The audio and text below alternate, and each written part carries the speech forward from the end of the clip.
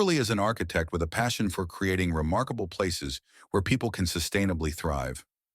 A native of Detroit, Kimberly grew up with an ambition to revitalize cities using design as a tool for progress.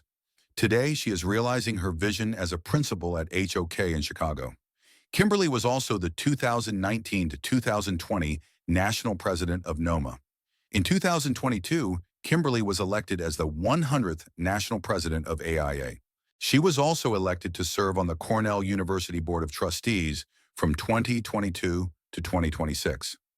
Over the last 2 decades, Kimberly's educational experiences at Cranbrook, Cornell, and Harvard, coupled with her work as a young professional in Washington, D.C. and New York, have shaped her early career toward a goal of facilitating transformative urban development projects.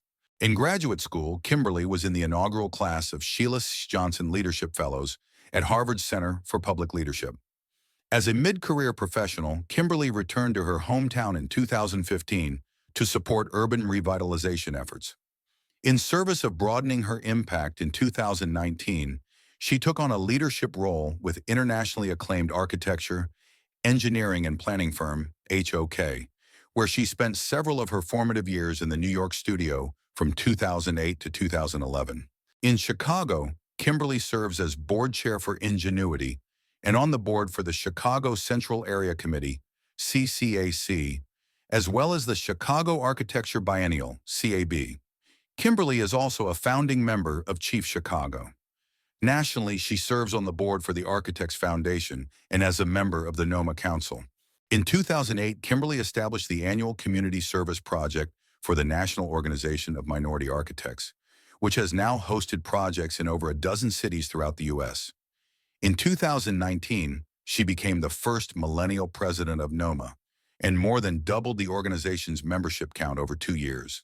In 2005, Kimberly co-founded SEED, Social Economic Environmental Design, to identify, measure, and address triple bottom-line issues during the design and development process. Kimberly's contributions to public service were honored with her recognition as one of the top 100 national leaders in public interest design, 2012, by publicinterestdesign.org, now named impactdesignhub.org. Her career was also profiled in the 3rd edition of Dr. Lee Waldrop's acclaimed book, Becoming an Architect, A Guide to Careers in Design, 2014. Kimberly's overarching professional mission is to improve people's lives by design. Let's welcome architect Kimberly Dowdell. Hi, Kim. Welcome to Architects Corner. Thank you so much for honoring this interview on Architects Corner. We are grateful to have you. Thank you, Rose. I'm delighted to be here. It's our pleasure. So, Architects Corner is an ecosystem for interaction amongst professionals in the built environment, especially architects, which is aimed at bridging the gap between theory and practice, and also creating awareness in architectural practice and architecture education. So far, we've invited about 10 architects who have addressed several questions that students, graduates, and different persons in the profession have asked, so that to get clarity in one area or the other in the profession. Also, prior to this interview, I had sent out a poll to some private WhatsApp groups to ask if you had the opportunity to meet the AIA president, what would you ask her? So some of the questions I'll be asking are questions that people would long to get answers to. So thank you so much, Ma, once again for honoring this interview. My pleasure. Happy to answer the questions and looking forward to the dialogue. All right. So, okay, first of all, can you share your journey in architecture? What inspired you to pursue this profession? Sure. When I was about 11 years old, I wanted to be a doctor. But at that point in time, I actually learned in a middle school art class what architects did. My art teacher gave all of us students a shoebox and said to make an apartment out of the shoebox. And she gave us carpet samples and wood blocks and other small materials to create this apartment. And so that's when I really was exposed to design as a concept. And I sort of thought about the potential of design as I considered my hometown, which is Detroit, Michigan, here in the U.S.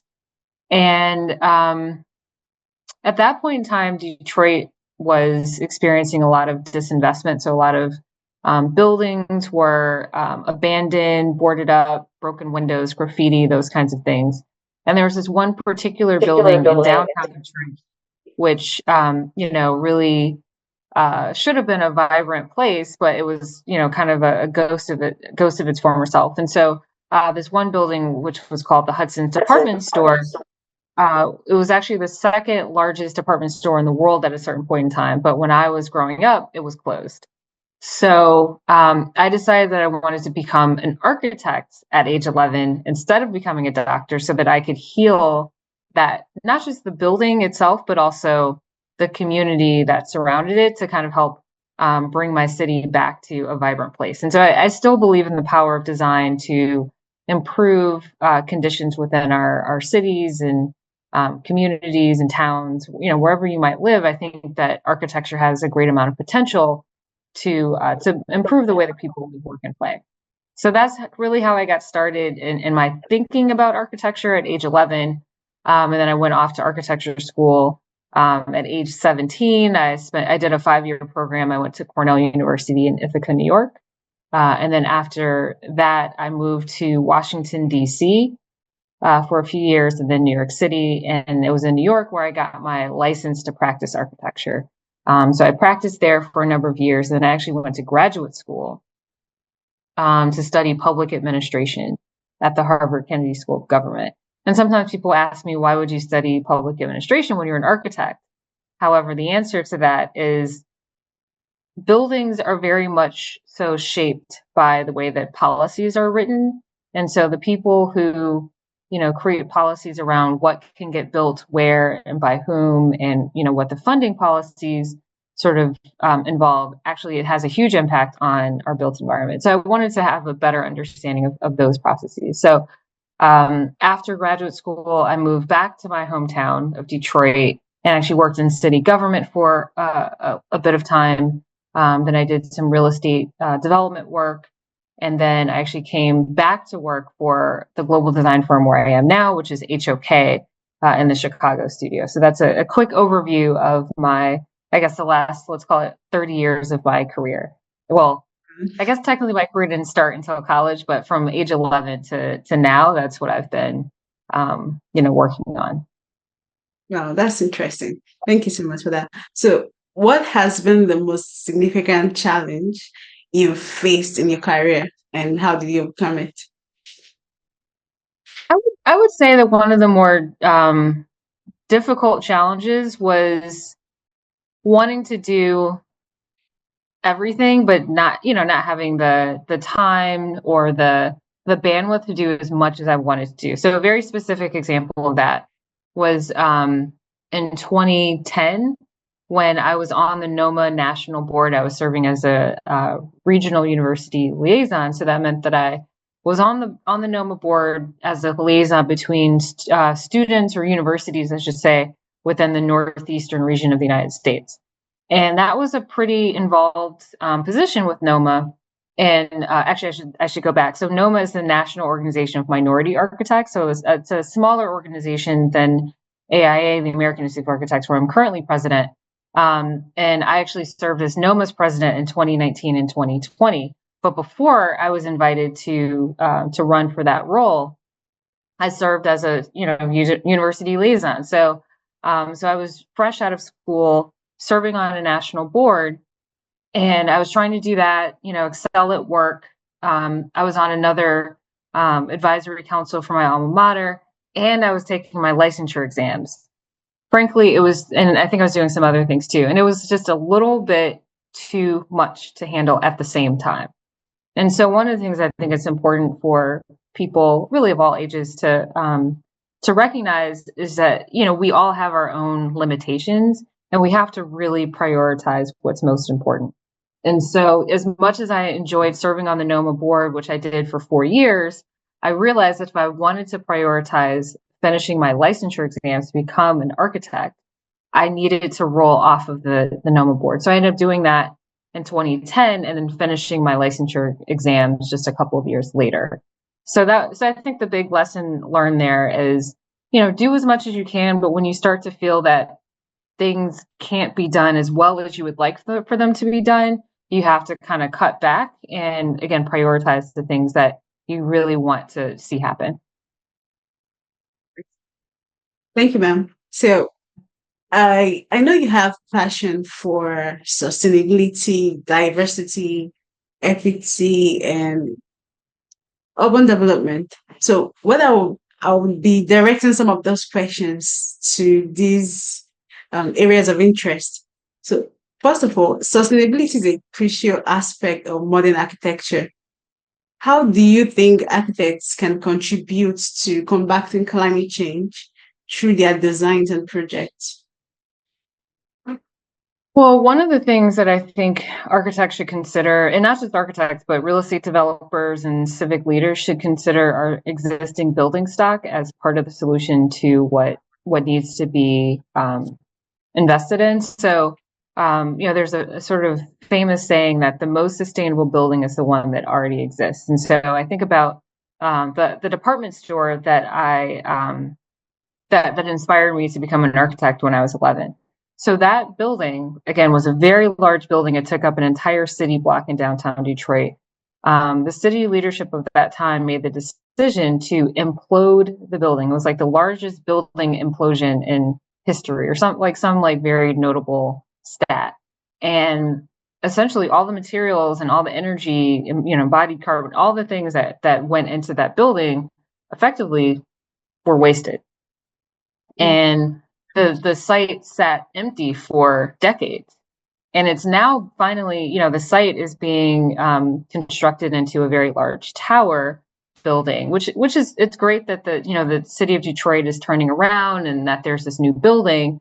But I always sort of imagine what it would have been like for that first building, which was a really, wonderful building in many ways. What would have happened if we were able to preserve that building? And so there are many other buildings that are, throughout Detroit, throughout the United States, around the world, that probably deserve to be considered for a second life and, to do something else. And so I like to, recommend that our city leaders, or even, leaders of other types of places like towns and, more rural areas, think about existing building stock and really consider adaptive reuse or retrofit as a viable option. And now I realize that it's not always a viable option. Sometimes structures are compromised and sometimes it really doesn't make sense from an economic perspective. But I do think from a sustainability perspective, it's worth considering. And, you have to judge it on a case by case basis. But an example of something that worked out well in that case is Michigan Central Station in Detroit. It's also a building that became vacant in the 1980s, specifically 1988, and it sat vacant for decades. And this very large train station was actually acquired, probably close to a decade ago by Ford Motor Company. And that company invested over $1 billion into restoring the building. And they did a beautiful job. Of course, they work with architects and engineers and contractors and artisans to restore the building, but they did a wonderful job. And it's a story around sustainability, but also preservation of culture and history. And so, I say all this to say, I think that we should really take a closer look at existing building stock from a sustainability standpoint. But then, of course, when we need new buildings, we have to make sure that we are, up to date on the latest technology, relative to sustainable design and, building methods and materials. And so one of the things that I try to refer people to is the AIA framework for design excellence as a resource to help, just give guidance on what, what the latest and the greatest techniques and technologies are. So, I think that it's an architect's responsibility to inform the client on the best path forward in terms of making sure that that a project does meet sustainability performance criteria, and to actually show sort of the business case for that as well. So because not every client necessarily understands exactly why they should pay what they might see as a premium up front, but in reality, over time, if designed properly, a building can perform from an energy perspective and in other ways that really provide the payback that clients would be looking for if they understood all the dynamics. Okay, thank you so much for that. So, as a leading advocate for equity in architecture, and with your past presidency as the National Organization of Minority Architects, NOMA, how do you believe the architecture profession can better address systematic inequalities, both within the industry and in the communities architects serve? Especially, can you share specific initiatives or projects that you've successfully advanced this mission with? Yeah, well, I think it's important to be able to measure the progress that we're making in terms of women in architecture, and specifically different racial and ethnic groups. For a very long time, there has been what's called the Directory of African American Architects, which tracks, just as the name suggests, all the African American architects that are active in the U.S. And I'm really proud that NOMA has adopted this directory. And there's a new name that's going to be emerging. I think it's like the Directory of Diverse Architects. So it actually starts to break down not just Black architects or African American architects, but it also will look at architects from who are Indigenous or Native American, architects who are from who are Latinx, Asian, and the various different Middle Eastern, the various different groups that exist that are currently underrepresented. And so that's a way to help again measure what we're hoping to make improvements on. But I think specifically, once you sort of know the scale and scope of the challenge, I mean, to be specific with numbers, at least I know the numbers for the U.S. It's a little harder to speak globally on this particular topic, but there are about 120,000 licensed architects in the United States. There are just over 2,500, maybe 2,600 Black architects. And of that number, there are just over 600 Black women. And so that means that if you do the math, it's basically around 2% of all architects in the United States are Black, and less than 0.5% are Black women. And so if we're familiar with that sort of challenge, and the actual numbers in terms of the United States, like representation, 14% of U.S. citizens are Black, and about 7% of U.S. citizens are Black women. So it just shows you where the discrepancy is. And so I think it's important that we, I don't know that it needs to exactly match all the different demographics, but I think it should be a little bit closer to representation, within the larger context of where we live, because architects shape the future, and architects should actually reflect the communities that they're working with. And so if you have people, coming from outside communities, sort of shaping the way that people live, work, and play, but they don't have that cultural sensitivity, or they can't relate as well.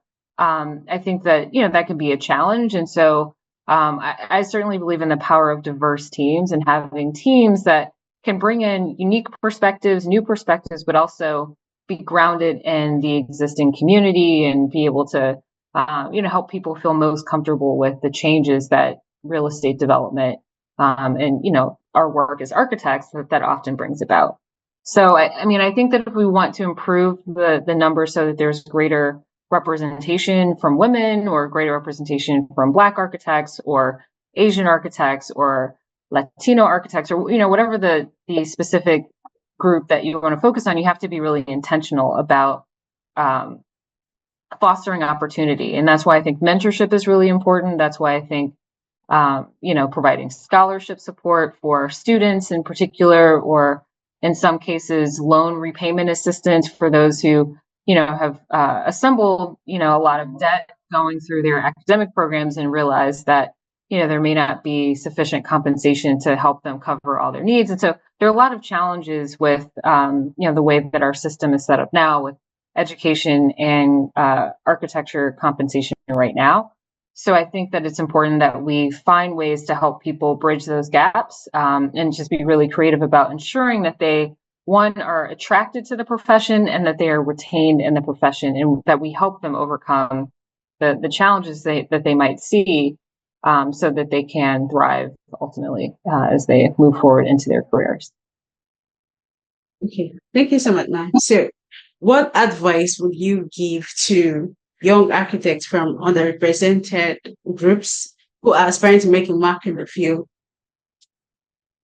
I think the best advice that I can give is to get involved with professional organizations. The very first professional organization that I joined was NOMA about 20 years ago when I was still a student.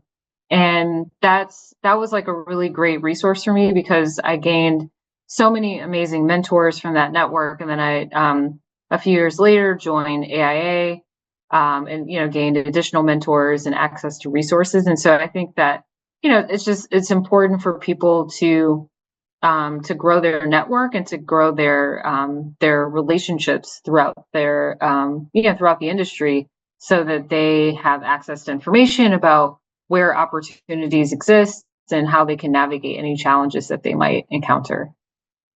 Okay, so I'll bring in this. Yeah, let's talk about technology now.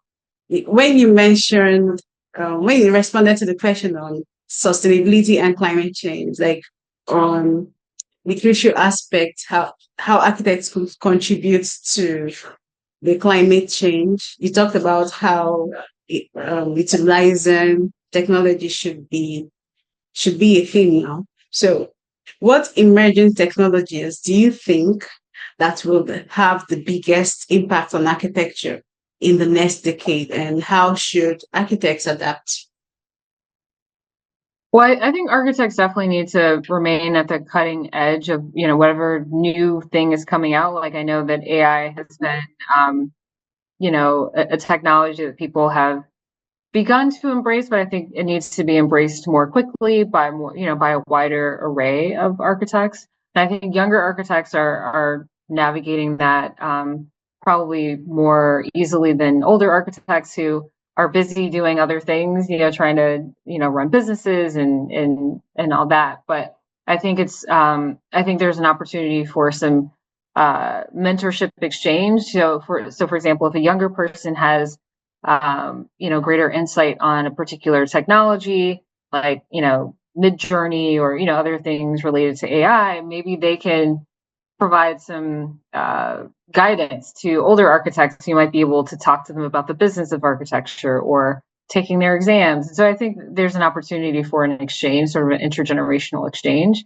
so that, people can kind of get up to speed on, the technology that's going to be required to remain at the cutting edge, and to also leverage that technology to help us be better at our jobs and to, design more sustainable buildings, more resilient buildings and landscapes, and, just the built environment overall. So I think that's what comes to mind. Just again, being aware of what's out there and how quickly it evolves. And so basically don't get left behind, like try to stay on top of the latest technologies. And I think there's probably opportunities for architects to create technology as well, which I know, could be controversial that, an architect is really supposed to be focused on their buildings. But, I have some colleagues at HOK that are part of what our firm calls the Advanced Technology Group.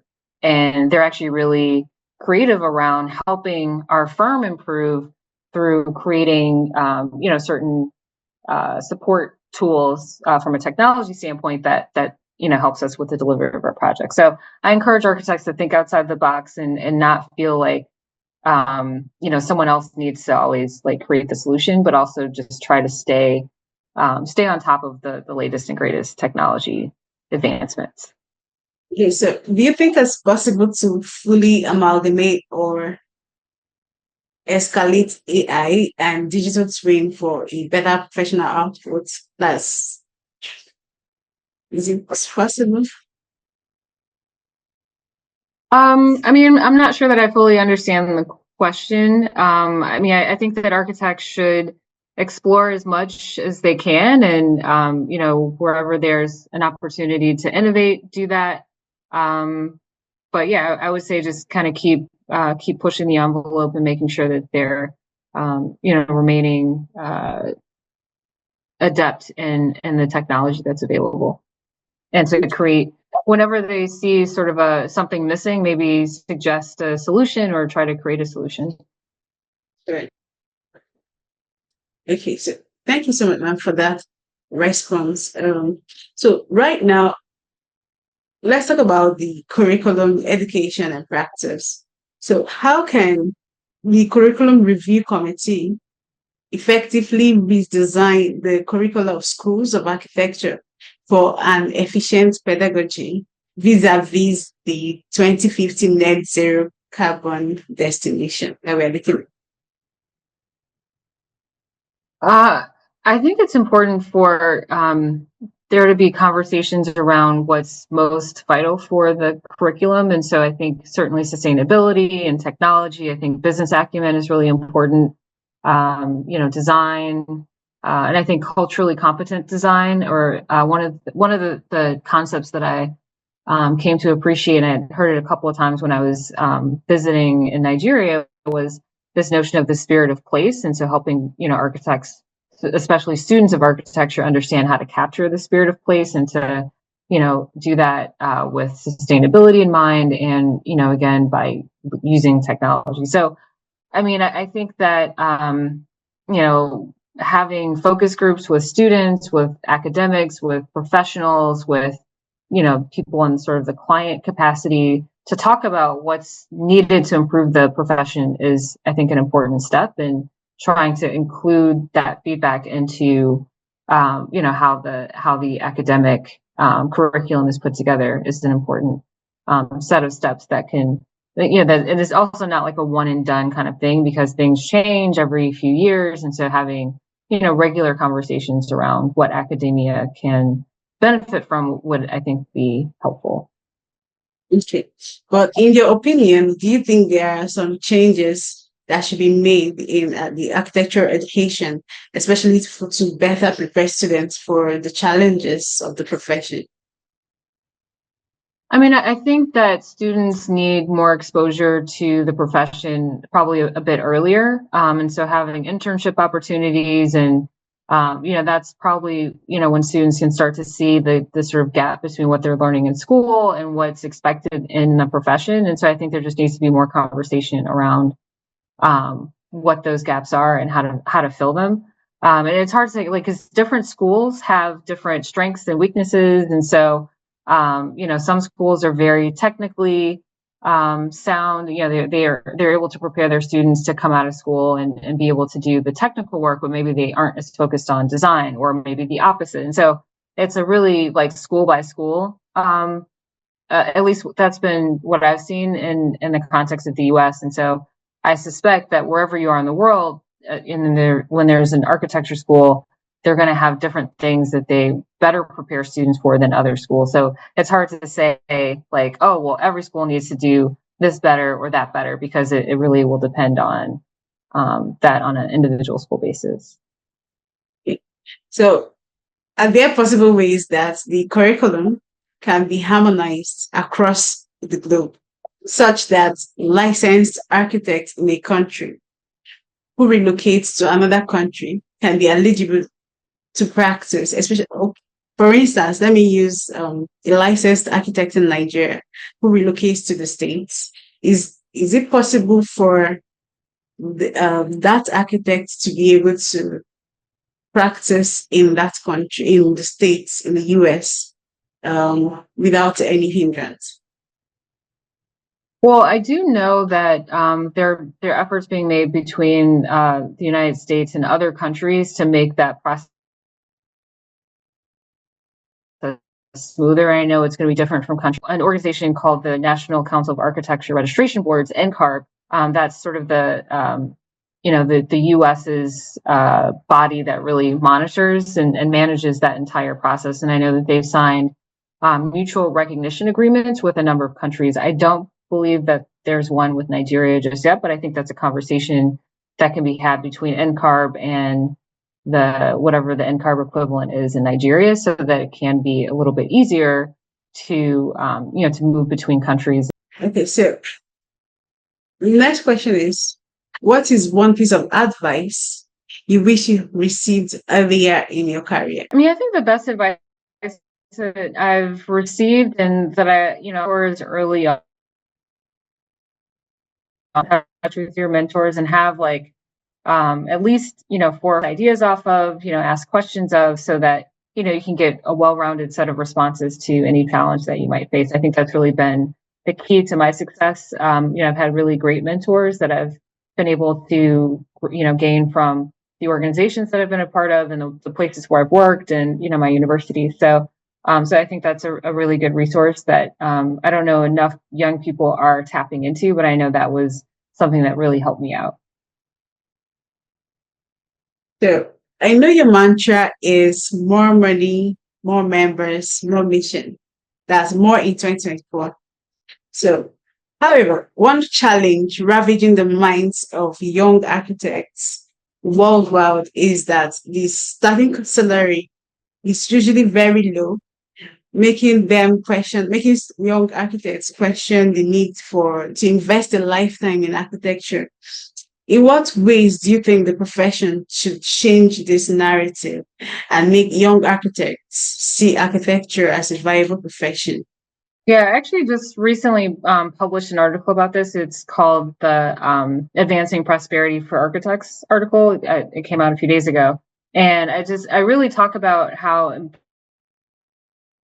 important it is for architecture firms to take the business of architecture more seriously, in the sense that they're charging fees that actually cover their costs and allow them to compensate their staff at levels that help them to meet their needs. And so I think it is difficult for students to make the case to invest all of this time and money into architecture when the starting salaries are not in alignment with their expectations. So I think there's a lot that businesses have to do, and that organizations like AIA and NIA and other organizations that represent architects should do to really advocate for the value that architects create. So I think that students right now have to really basically trust that things will improve, but also work towards making those improvements. Because I remember when I was coming out of school, I was also disappointed in the compensation levels.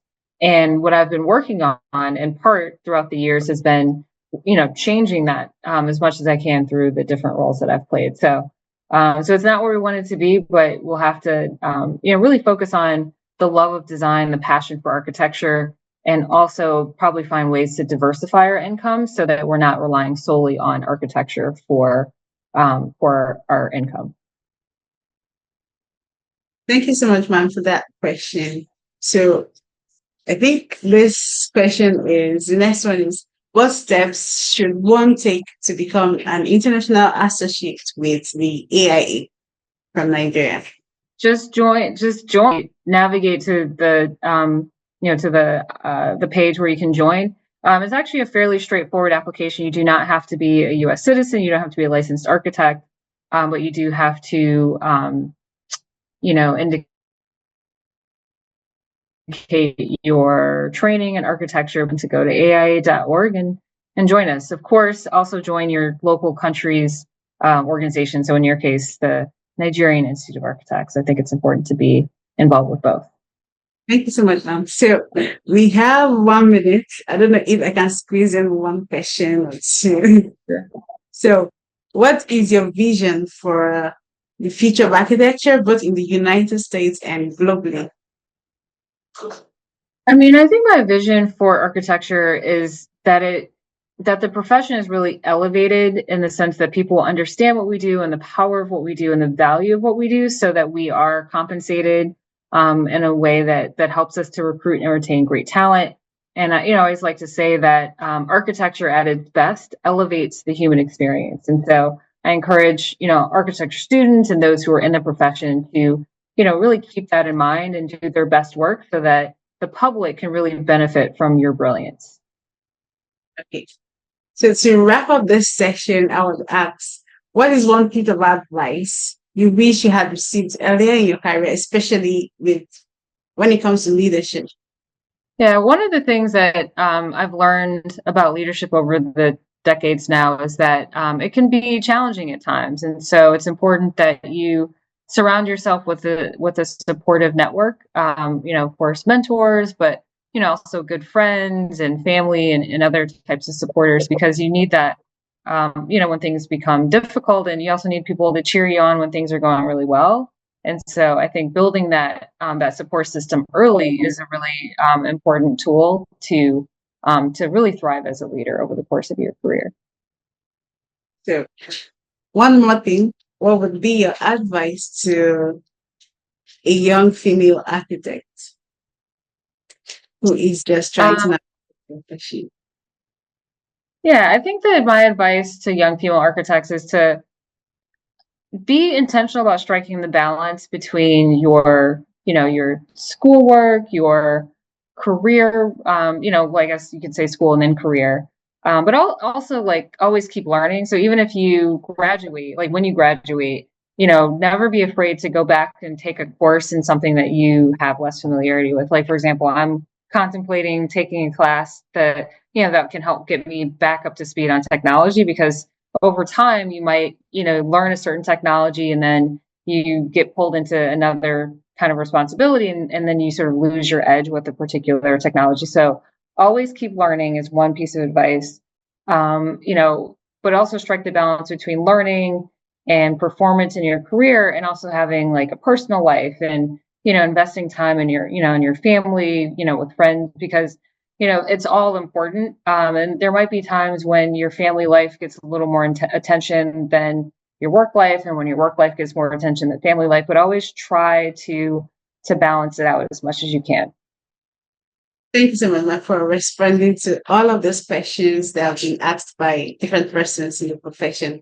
We are grateful to have you. It's a great honor to have you on Architects Corner, and we are extremely, extremely grateful. Thank you so much. Thank you so much. Take care. All right. Bye. Bye.